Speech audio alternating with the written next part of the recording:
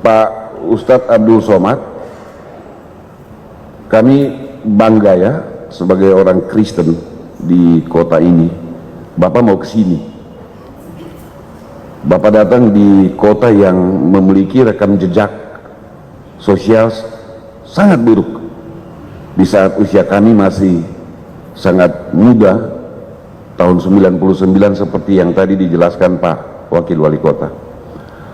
Sebab bagi kami kedatangan tokoh-tokoh agama yang karismatik seperti Pak Abdul Somad, kami yakini selalu saja mendatangkan pencerahan bagi masyarakat di kota Ambon. Pak Abdul Somad ini bagi orang Kristen bukan barang baru ya Pak. Kami sering dengar, bahkan di kalangan Kristen ada orang-orang Kristen yang sedikit, yang agak nyinyir mendengar ceramah-ceramah Pak Abdul Somad. Itu wajar Pak, karena memang setiap agama pasti saja ada kelompok-kelompok yang fundamental, ada kelompok-kelompok yang betul-betul memagari agamanya sedemikian rupa sehingga tidak boleh diganggu. Waktu kami diundang hadir oleh Pak Wakil Wali Kota untuk membicarakan kedatangan Pak Abdul Somad, bagi kami itu sesuatu yang menguntungkan, sehingga kami berharap pelaksana Pak Rifki, kalau Pak Abdul Somad bikin ceramah atau dakwah, tolong disiarkan juga streaming, karena pasti orang-orang Kristen di Ambon ingin dengar. Ada kebaikan-kebaikan yang selalu muncul dalam ceramah-ceramah Pak Abdul Somad, dan kebaikan-kebaikan itu selalu bersifat universal, melintasi batas-batas kehidupan yang dipagari karena agama. Kebaikan itu pada dirinya sendiri tidak bisa dibendung oleh agama. Bahkan agama yang seringkali mengeluarkan kebaikan-kebaikan berdasarkan ajarannya itu. Oleh Ustadz Abdul Somad. Kepada Bapak Ustadz Abdul Somad, disilakan.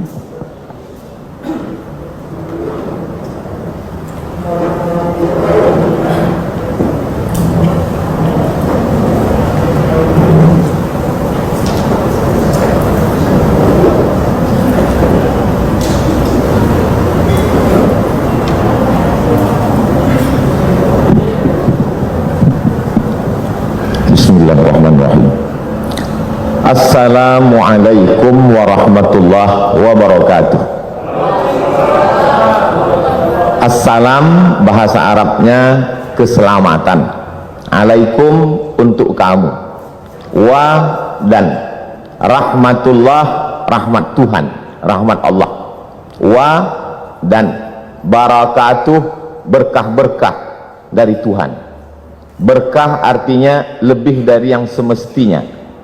Semestinya bangunan itu tahannya menurut arsitek 100 tahun, tapi karena dijaga, dipelihara, direhab lebih dari semestinya, maka disebut dengan berkah.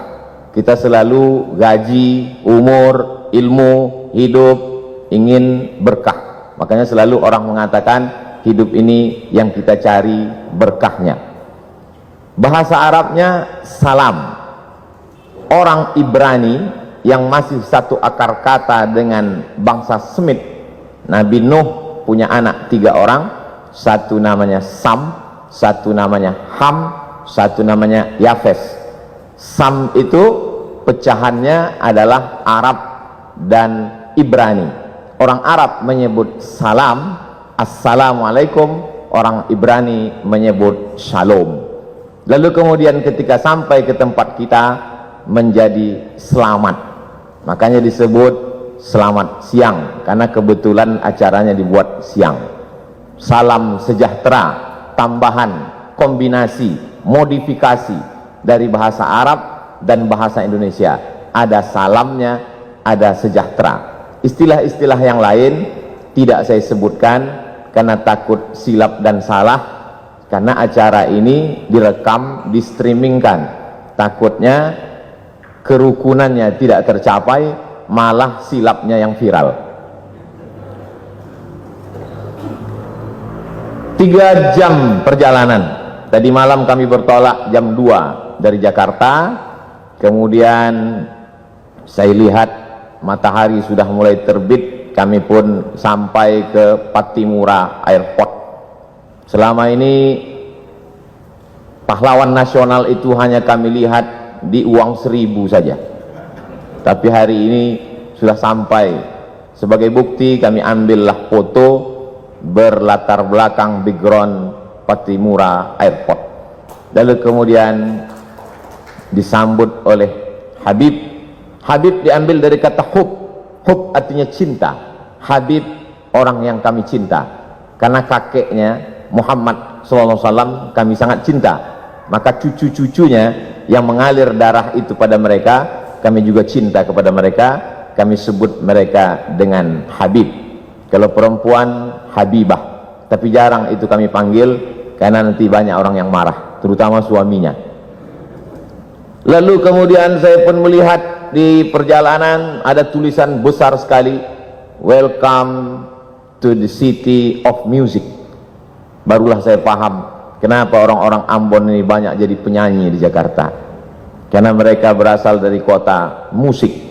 Bahkan tadi begitu sampai ke atas ini pun kami disambut dengan musik. Lalu ada tulisan besar juga saya baca, Ambon Manise. Alhamdulillah makanannya sudah saya cicipi, manis.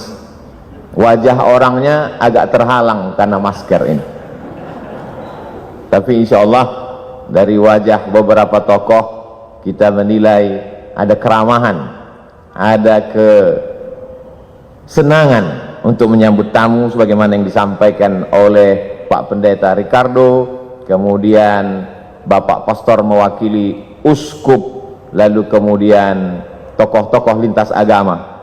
Sampai akhirnya saya pun sampai ke majelis ini bertemu dengan Bapak Wakil Wali Kota yang kabarnya sudah mendapat beberapa telepon, ada kemarahan kenapa Ustadz Abdul Somad tidak dibuat ceramah tablik akbar di Tanah Lapang. Saya melalui forum mimbar ini menyampaikan, dimanapun saya tausiah hari ini tidak bisa dibuat di Tanah Lapang karena memang suasana kita sedang COVID. Tidak bisa kita mengumpulkan orang ramai. Di hotel pun paling banyak hanya 150 sampai 300 orang. Kalaulah tadi direkam itu kamera dari awal sampai akhir, bagaimana panitia ini betul-betul menjaga prokes kita. Saya di beberapa banyak tempat selama setahun, dari Maret 2020 sampai 2021 ini, rasanya yang paling tertib melaksanakan prokes ini di Ambon inilah. Itu Ustadz ngomong begitu karena di Ambon atau bagaimana? Memang saya bisa tanya kepada tim, karena di Ambon inilah sampai yang mikrofonnya pun ganti masker dah berapa kali. Saya yakin itu virus COVID tidak sampai ke atas ini. Mereka di bawah melihat, tak usahlah kita naik, cepat kita mati katanya. Alhamdulillah bertemu dengan Pak Wakil Wali Kota. Bapak Wali Kota tidak bisa hadir karena sedang ada kegiatan di Jakarta. Ini perlu saya sampaikan supaya jangan ada fitnah di antara kita. Lalu kemudian bertemu pula dengan Bapak Kapolresta Ambon. Saya pikir sudah 3 jam perjalanan naik pesawat itu akan bertemu orang jauh. Ternyata orang sekampung juga dari Sumatera Utara. Lalu kemudian sangat membahagiakan berjumpa dengan para alim ulama, Ketua Majelis Ulama Indonesia, Ketua Majelis Ulama Indonesia Provinsi Maluku dan Kota Ambon. Tokoh-tokoh, orang-orang tua yang tak dapat saya sebutkan satu persatu, insya Allah semuanya selalu mendapat keberkahan hidup. Saya ingin supaya kawan-kawan, sahabat-sahabat yang dari portal berita maupun koran media cetak, tolong ditulis berita ini betul-betul bahwa Abdul Somad beramah tamah dengan tokoh lintas agama. Jangan besok keluar lomba ceramah lintas agama. Ada sebuah kampung di Pulau Sumatera, tepatnya di Provinsi Sumatera Utara. Kampung itu bernama Silau Laut, bisa ditulis di Google, Silau Laut. Dia disebut laut karena memang di tepi laut, cuman tidaklah seindah Laut Ambon. Lalu kemudian kampung itu dibuka pada tahun 1901. Jadi umurnya 120 tahun. Yang membuka kampung itu kebetulan kakek dari ibu saya, namanya Syekh Abdurrahman. Ketika dia pulang dari Makkah belajar, dia dipanggil oleh Sultan Asahan, namanya Tengku Muhammad Adil, wahai tokoh agama Syekh Abdurrahman, aku beri engkau tanah di tepi laut itu, ambillah untuk bercocok tanam. Akhirnya kampung itu sekarang menjadi 3 kecamatan. Salahnya kakek kami itu dulu tidak mengurus tanah itu ke BPN. Kalau diurus saya udah kaya sekali sekarang. Lalu kemudian berdatanganlah para pendatang dari suku Jawa, kemudian Mandailing, dan sebagiannya saudara-saudara kita dari Batak Toba yang umumnya mereka Kristen. Akhirnya sekarang kalau mau ke kampung itu melewati satu kampung yang dihuni oleh Kristen, nama kampungnya Barisan. Kami bertetangga cukup lama, sejak saya lahir 1977. Jarang saya menyebutkan tahun kelahiran saya karena banyak yang tak percaya, disangka mereka saya masih 23 tahun. Sejak kelahiran saya sampai sekarang 43 tahun tidak pernah ada konflik.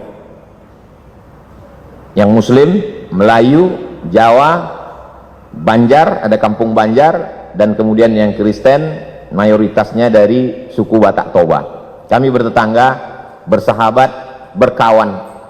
Masih ingat, terbayang di benak saya Pak Manurung, orang Batak Kristen yang datang ke kampung kami mengambil nira. Kami meminum nira, mereka merubah nira itu menjadi tuak, minum khas mereka. Lalu kemudian kalau orang kami memanen padi, padi itu dibawa ke kilang padi. Kilang padi itu biasanya ada di tempat suku Batak Kristen.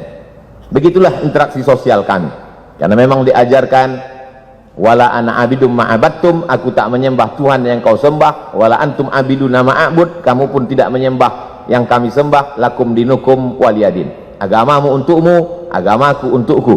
Adapun untuk kemanusiaan sosial, maka kita hidup bertetangga bersama.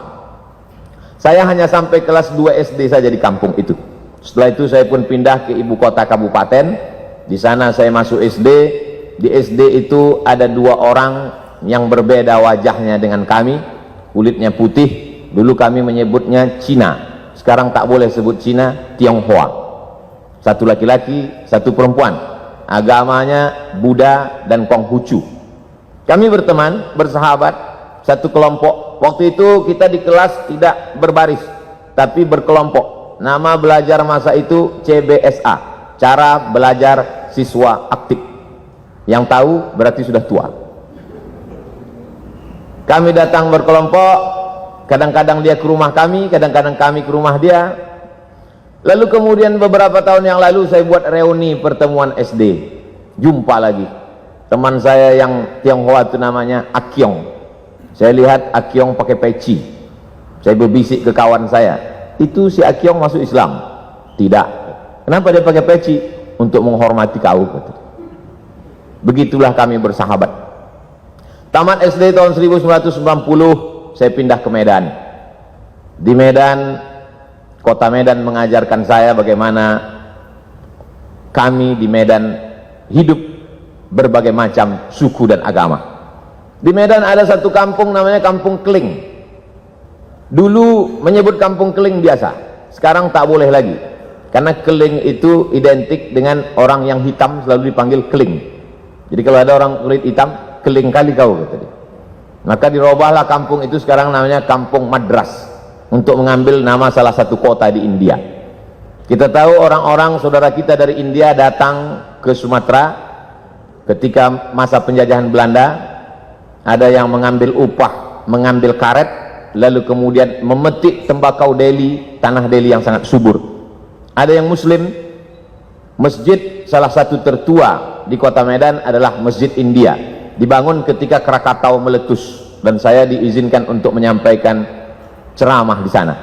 Lalu kemudian saudara-saudara kita yang datang dari Hindu, maka mereka membuat sebuah komunitas. Kuil terbesar di Pulau Sumatera, kuil Hindu ada di kota Medan. Kuil itu bernama Kuil Sri Mariaman. Saya pernah datang ke sana, masuk ke dalam, saya lihat ternyata di depannya ada bak. Di dalam bak itu ada air. Semua tamu yang mau datang cuci tangan, cuci kaki. Lalu saya pikir, oh ternyata berwuduk juga mereka. Lalu kemudian ada tulisan besar, Bagi yang bercelana ponggol, bercelana pendek, bercelana sempit, berbaju pendek, dilarang masuk ke kuil Sri Mariaman, karena ini tempat suci. Lalu saya foto baliho itu, saya share di Facebook dan Instagram, lalu saya komen di bawah, pernahkah kita membuat tulisan seperti ini di masjid-masjid kita, supaya orang tidak lari pagi, tidak menghormati tempat suci. Ada kebaikan-kebaikan yang disebarkan. Lalu kemudian ada seorang Tionghoa ingin membangun masjid, tanahnya tanah punya orang muslim. Kita tahu masa itu Medan dipimpin oleh seorang sultan kerajaan Melayu Delhi, tanahnya milik sultan, tapi ini orang mau bangun masjid, akhirnya dibangunlah masjid. Maka kalau di beberapa tempat nama masjid itu Masjid At-Taqwa, ada masjid itu namanya Masjid Al-Ikhlas, tapi masjid ini namanya unik, namanya Masjid Chong Api. Chong Api adalah nama orang Tionghoa yang membangun masjid itu dan berdiri sampai hari ini. Kalau kita pergi ke daerah Pecinan, maka kita akan melihat rumah Chong Api, dan kita bisa berkunjung ke Masjid Chong Api yang merupakan salah satu objek wisata religi. Lebih kurang 5 tahun saya tinggal di Medan. Setelah itu saya pun melanjutkan pendidikan saya ke Mesir pada tahun 1998. Di Mesir saya menyewa rumah, saya tidak tinggal di asrama. Kami tinggal di model rumah flat, di atas rumah, di bawah rumah. Rumah di bawah ada 3 kamar, saya tinggal di rumah bawah. Di atas rumah sahibul bait yang punya rumah. Setiap bulan sayalah yang naik ke atas membayar sewa rumah. Nama tuan rumah kami itu Baba Yosef Hanna, agamanya Kristen Ortodok Koptik. Lebih kurang 3 tahun saya tinggal di rumah itu. Kenapa Ustadz bertahan di rumah itu? Karena itulah rumah yang paling murah. Suatu ketika Baba Yosef Hanna mengeluh kepada saya, ya Beni, dia pakai bahasa Arab juga, ya Beni anakku, saya mesti naikkan sewa rumah ini. Kenapa Baba Yosef? Karena aku kena ana musab bi saratan cancer, kena kanker. Aku kena kanker, jadi aku mesti operasi.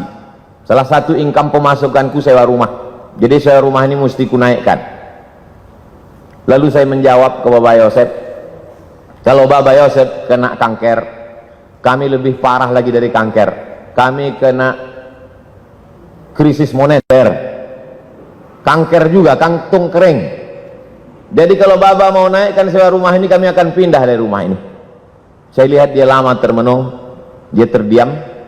Setelah itu dia mengatakan, tak jadi ku naikkan sewa rumah ini, tetaplah bertahan kalian di sini. Sampai akhirnya saya pulang tahun 2002 bulan November, adik-adik kelas saya tetap melanjutkan rumah itu sampai saya datang 2017. Rumah itu masih tetap ada tegak berdiri, tapi adik-adik kelas saya sudah pindah semuanya karena memang lokasi itu sudah direnovasi, sudah tidak layak lagi. Rumah itu sudah menjadi rumah tua, tapi kenangan itu tetaplah menjadi kenangan abadi dalam hati dan pikiran saya. Lalu kemudian pada tahun 2008 setelah belajar di Maroko, saya pun pulang. Saya menjadi ustadz, saya menjadi tokoh agama Islam. Tetangga-tetangga, sahabat-sahabat SD saya tetap menganggap saya sebagai Abdul Somad yang dulu. Sampai akhirnya datang suatu undangan ceramah, saya simpan dalam screenshot, sampai hari ini saya simpan. WA dari Pak Dedi di lapangan Kostrad, dia tentara di Jakarta. Ustadz Abdul Somad, saya mau mengundang Anda ceramah di lapangan Kostrad. Waktu itu belum COVID lagi. Saya tanya, Pak Dedi dapat nomor saya dari mana? Dapat dari tetanggamu yang Kristen Protestan, dia termasuk jemaat HKBP, Huria Kristen Batak Protestan, marganya Panjaitan. Masih kenal? Oh kenal, dia tetangga dekat rumah saya dulu waktu sekolah. Dari nomor dialah aku dapat jadwal ceramah ini. Biasanya kalau ada orang mengundang saya dari satu kota, saya beri ke koordinator kota itu. Kalau dia Jakarta, saya beri ke koordinator UAS, Ustadz Abdul Somad DKI Jakarta, Jabodetabek. Kalau dia datang dari Sumatera Utara, saya kasih ke koordinator. Tapi ini langsung ke saya. Saya bilang, insya Allah saya akan datang. Lalu kata Pak Dedi, katanya mengundang Ustadz Somad susah, payah, menunggu sekian lama. Kenapa bisa langsung dapat? Kalau kalian mau cepat dapat, undanglah melalui tetanggaku yang Kristen itu. Sebulan yang lalu, tetangga saya, lain orang, dia kirim foto rumah mengaji, dindingnya belum disemen, atapnya tidak pakai dek, anak-anak belajar Quran di lantai. Adinda Abdul Somad, itu tempat mengaji itu adalah rumah si Joni, tepatnya di depan rumah si Hot Maharahap. Aku mohon kau dukunglah tempat mengaji ini. Padahal dia Kristen, dia ingin supaya tempat mengaji itu saya support. Akhirnya saya hubungilah tim yayasan tabung, yayasan wakaf Hajah Rohana. Setelah mak saya meninggal, saya buat program kemanusiaan untuk memberi makan fakir miskin, namanya Yayasan Wakaf Hajah Rohana. Saya minta supaya tim mensurvei tempat itu. Akhirnya tempat itu disurvei, berapa lantai yang perlu diperbaiki, berapa harga semen untuk menutup dinding, berapa tikar plastik dan meja, berapa lampu yang mesti diganti, dan lain sebagainya. Akhirnya guru-guru mengaji mengucapkan terima kasih. Terima kasih Ustadz. Dari mana Ustadz dapat info dari kami? Dari tetanggaku yang dulu masa kecil sahabatku. Rupanya dia tak sampai hati kali melihat kalian mengaji di lantai. Akhirnya dia WA saya, dan hari ini tetap terjalin. Saya bukan ingin membanding-bandingkan kampung saya dengan Ambon. Tentu tidak bisa mengimbangi yang 100 tahun menurut pakar internasional memperbaiki psikologis orang Ambon perlu 100 tahun, tapi di Ambon cukup hanya 10 tahun sudah selesai. Ini keberkahan. Jadi kedatangan saya kemari adalah untuk mengunjungi saudara-saudara saya sebangsa dan setanah air. Adapun ceramah saya di masjid, di kantor, semuanya direkam melalui kamera, dan kalau signal di hotel, di masjid itu kuat, memang biasanya di streamingkan. Pak Ricardo, Pak Pendeta Ricardo, Bapak Perwakilan Uskup, dari tokoh lintas agama Hindu, Parisada Hindu Dharma Indonesia, maka semua ceramah saya itu di streamingkan. Begitu juga dengan yang nanti malam, insya Allah. Sampaikan kepada jemaat, sampaikan kepada umat bahwa ceramah Abdul Somad streaming bisa ditonton melalui channel Ustadz Abdul Somad Official. Jangan lupa subscribe, like, and share. Sekarang subscribernya 1.700.000, viewernya sampai hari ini 91 juta orang sudah menonton video-video itu. Dan dari 91 juta itu saya yakin dan percaya ada jemaat Pak Pendeta, ada jemaat Uskup, ada jemaat Hindu Dharma, Parisada Hindu Dharma, ada jemaat saudara-saudara saya dari kalangan Buddha. Dari mana Ustadz tahu? Saya tahu itu karena setiap kali saya pergi ke mall, saya pergi ke rumah makan, dan ketika makan masker saya buka, mereka tahu itu saya, maka makan saya terganggu karena mereka minta foto. Lalu kemudian uang hasil dari penonton 91 juta itu, hasilnya ditransfer ke nomor admin, dibelikan ke beras untuk program kemanusiaan. Setiap bulan kami membagi beras untuk saudara-saudara kita yang kurang beruntung dalam hal rezeki, tapi mungkin mereka beruntung dalam kebahagiaan hati. Kita ingin berbagi sesuatu supaya mereka juga berbagi doa kepada kita. Saya kira itu saja yang dapat saya sampaikan. Saya tidak ceramah, saya tidak tausiah, saya hanya ingin berbagi cerita tentang Abdul Somad yang ada di medsos dengan Abdul Somad yang asli dan nyata. Karena medsos ini rakyatnya tidak jelas, netizen. Kata orang, sekejam-kejamnya Ibu Tiri, lebih kejam lagi netizen. Banyak ketika kita bertemu dengan orang di medsos berbeda dengan ketika ketemu dalam kenyataan. Dan itu fakta. Ketika jamaah bertanya, bercerita ke saya sudah lama melihat Ustadz di YouTube, di televisi, baru ini berjumpa, ternyata lebih muda dari aslinya. Bertemu itu penting. Pernah kamu kenal si Anu? Pernah. Pernah berjumpa dengan dia? Belum. Berarti kamu belum kenal. Pernah kamu kenal dengan si Anu? Pernah. Pernah kamu duduk makan bersama dengan dia? Belum. Berarti kamu belum kenal. Hari ini kita bertemu, hari ini kita bersama, tinggal lagi makan. Ini semakin lama kata sambutan ini, maka semakin banyak dosa saya karena menahan nafsu makan. Saya ucapkan banyak terima kasih. Banyak kata-kata tidak berkenan di hati, menyinggung perasaan. Saya Abdul Somad, warga negara Indonesia, sama-sama manusia, sama-sama mencintai NKRI. Mohon maaf atas segala kesilapan. Terima kasih atas segala perhatian. Wassalamualaikum warahmatullahi wabarakatuh.